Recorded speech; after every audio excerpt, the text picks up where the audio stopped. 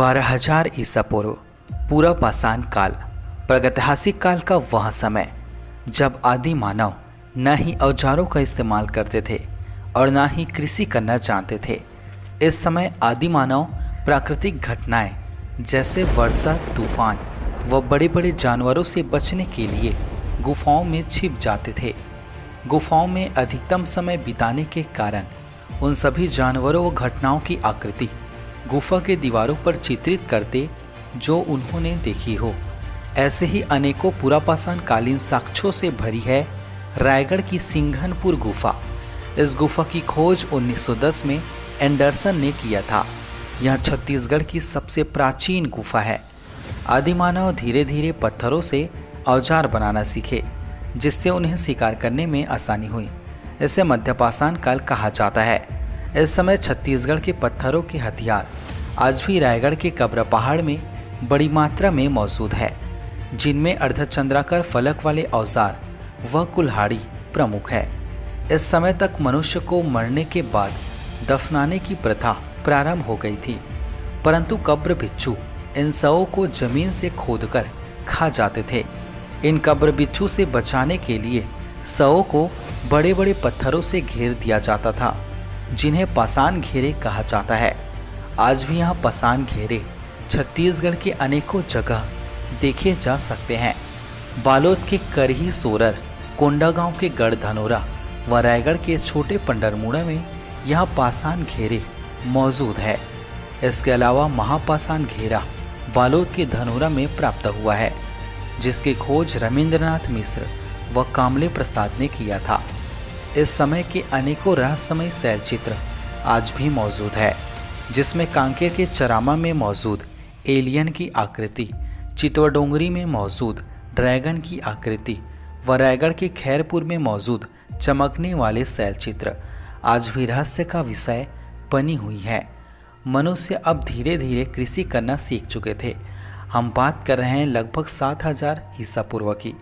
इस समय को नवपाषाण काल कहा जाता है। नवपाषाण कालीन साक्ष्य रायगढ़ के टेर्रम व राजनांदगांव के बोनटीला की पहाड़ी से प्राप्त हुए हैं। समय आगे बढ़ता गया। 2400 ईसा पूर्व यहाँ वह समय था जब सिंधु नदी के तट पर एक महान सभ्यता प्रारंभ होने वाली थी, जो लगभग 1750 ईसा पूर्व तक रही। इसे सिंधु घाटी सभ्यता कहते हैं। इसका विस्तार उत्तर पश्चिम भारत में था। इस सभ्यता की कोई भी साक्ष्य छत्तीसगढ़ में नहीं मिले हैं।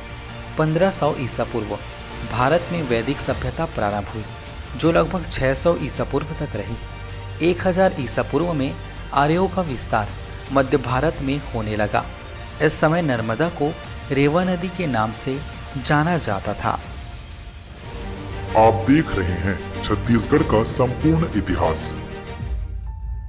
600 ईसा पूर्व संपूर्ण भारतवर्ष 16 महाजनपदों में बटा हुआ था। इसकी जानकारी हमें बौद्ध ग्रंथ अगंतुर निकाय से मिलती है। इस समय छत्तीसगढ़ वाला क्षेत्र चेदी महाजनपद के अंतर्गत था, जिसकी राजधानी सुक्तिमती थी, जिसे वर्तमान में बुंदेलखंड कहा जाता है। अब हम उस दौर में पहुंच चुके हैं जहां अब कई महापुरुष व बड़े बड़े योद्धाओं का जन्म होने वाला था। बौद्ध धर्म के संस्थापक गौतम बुद्ध, जिनका जन्म 563 ईसा पूर्व में लुम्नी नामक स्थान पर हुआ था। बौद्ध ग्रंथ अवदान शतक से हमें जानकारी मिलती है कि गौतम बुद्ध छत्तीसगढ़ के सिरपुर में करीब 3 माह तक रहे। सिरपुर में उनके शिष्य आनंद ने स्वास्तिक विहार, आनंद प्रभु कुटीर विहार व बौद्ध विहार का निर्माण करवाया। कोंडागांव के भोंगापाल में बौद्ध चैत्य विहार आज भी मौजूद है। यहाँ गौतम बुद्ध के वृद्धावस्था की मूर्ति है। स्थानीय लोग इसे डोकरा बाबा का मंदिर भी कहते हैं। गौतम बुद्ध की सर्वाधिक प्रतिमाएं मल्हार से प्राप्त हुई है। इसके अलावा डोंगरगढ़ की प्रज्ञगिरी की पहाड़ी में एक बौद्ध विहार है, जहाँ प्रतिवर्ष 6 फरवरी को अंतर्राष्ट्रीय बौद्ध सम्मेलन होता है। शक्ति जिले के गुंजी व सरगुजा के महसपुर में जैन धर्म के प्रथम तीर्थंकर ऋषभदेव की मूर्ति मिली है। नगपुरा में पार्श्वनाथ व आरंग में भांडलदेव का प्रसिद्ध जैन मंदिर है। जैन धर्म के 16वें तीर्थंकर शांतिनाथ की प्रतिमा बस्तर के भाटावाड़ा से प्राप्त हुई है। इससे छत्तीसगढ़ में जैन धर्म के अस्तित्व का प्रमाण मिलता है। 326 ईसा पूर्व में एक महान योद्धा सिकंदर ने भारत में आक्रमण किया। इस समय मगध में नंदवंश का शासक था। नंदवंश के अंतिम शासक घनानंद को चंद्रगुप्त ने मारकर मौर्य साम्राज्य की नींव रखी। इस समय छत्तीसगढ़ इसी मौर्य साम्राज्य के अधीन था। जांजगीर चांपा के अकलतरा, ठठारी व सारंगढ़ के बारदेव गांव में मौर्यकालीन मुद्राएं प्राप्त हुई है। इसके अलावा आहत मुद्राएं रायपुर के आरंग व तारापुर से प्राप्त हुई है। मौर्य साम्राज्य के महान शासक सम्राट अशोक की मूर्तियां छत्तीसगढ़ के कोटाडोल से प्राप्त हुई है। मौर्यकालीन महत्वपूर्ण साक्ष्य रामगढ़ की पहाड़ी से प्राप्त हुई। इस पहाड़ी में 3 गुफाएं हैं, सीता बेंगरा, लक्ष्मण बेंगरा व जोगीमारा। सीता बेंगरा की गुफा विश्व की प्राचीनतम नाट्यशाला है जो मौर्य काल की है। यहाँ सुतनका व देवदत्त प्रमुख कलाकार थे। दोनों की प्रणय गाथा चित्र के माध्यम से जोगीमारा की गुफा में किया गया है जो आज तक मौजूद है। यहाँ प्रणय गाथा ब्राह्मी लिपि व पाली भाषा में है। A.K. अग्रवाल ने अपनी पुस्तक भारतीय चित्रकला में जोगीमारा को वरुण मंदिर कहा है। जोगीमारा की गुफा को छत्तीसगढ़ का अजंता भी कहा जाता है। 60 ईसा पूर्व सिमुक ने सातवाहन वंश की स्थापना की।